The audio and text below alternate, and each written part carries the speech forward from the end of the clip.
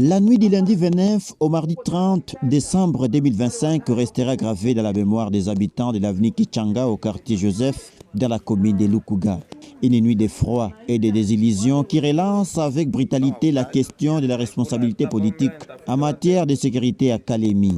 Aux environs des 23 heures, des hommes lourdement armés font éruption au domicile du directeur provincial de l'inspection générale du travail du Tanganyika, M. Crispin Sango. Il blesse, saccage la maison, vandalise des véhicules et emporte une importante somme d'argent avant de disparaître sans être inquiété. Ce drame, loin d'être un cas isolé, illustre la montée inquiétante de l'insécurité dans la capitale provinciale, devenue presque banale aux yeux des autorités pourtant chargées de protéger les citoyens. Face aux caméras, Bertin Sango, enseignant à l'université de Kalemi et politologue de formation, fils de la victime, exprime son indignation. Il dénonce une nuit marquée non seulement par la peur, mais surtout par l'absence totale de réaction des forces de sécurité.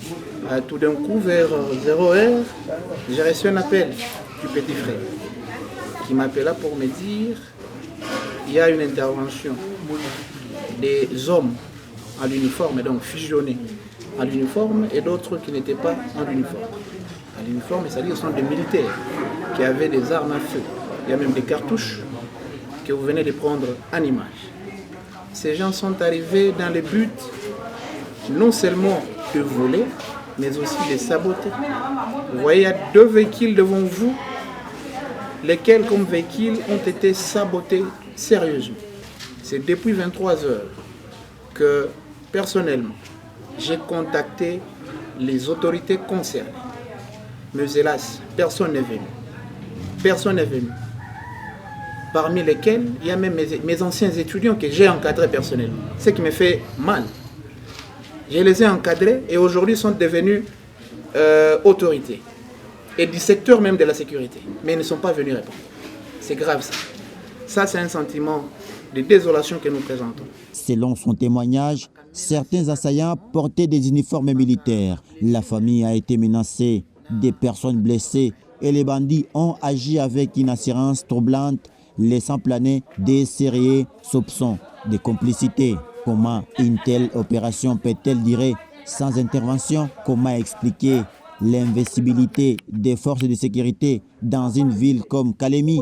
Ces questions interpellent directement les ministres provinciaux de l'Intérieur et Sécurité. Le silence et l'inaction face à cette situation constituent désormais une faute politique grave. Plus inquiétant encore, des témoins affirment que certains auteurs circuleraient toujours dans la zone, alimentant un climat de peur et de méfiance. C'est vraiment regrettable. Regrettable dans une petite ville comme la nôtre. Les autorités ne parviennent pas à maîtriser la sécurité. Ça, c'est trop grave. Ici, nous interpellons les élus du peuple. Chers élus, c'est auprès de vous que nous nous sommes confiés. Vous êtes appelés également à des questions d'actualité. Et ces questions d'actualité peuvent certainement vous orienter. S'il vous plaît, prenez vos responsabilités. Une plainte sera déposée dans le strict respect de la foi. La famille réaffirme sa confiance en la justice et à l'état des droits. La vérité doit être établie et les coupables sanctionnés. Nous allons initier une plainte et laisser également la situation dans les belles mains de la justice. Nous avions confiance en notre justice. Le chef de l'État a toujours prôné sur l'état de droit. Et nous voulons que les vérités soient établies, soient mises au grand jour. Nous n'allons pas consommer ça. Ils me connaissent, ces gens. Et je suis habitué du média. Je suis un politicien également de carrière. Vous me connaissez. Ça, je ne peux pas retrousser les manches. Je vais dénoncer, je vais parler et je vais faire parvenir la situation même au niveau national. Mais au-delà de cette plainte, c'est un cri d'alarme lancé aux autorités. La sécurité n'est ni un discours, ni une promesse, c'est une obligation fondamentale.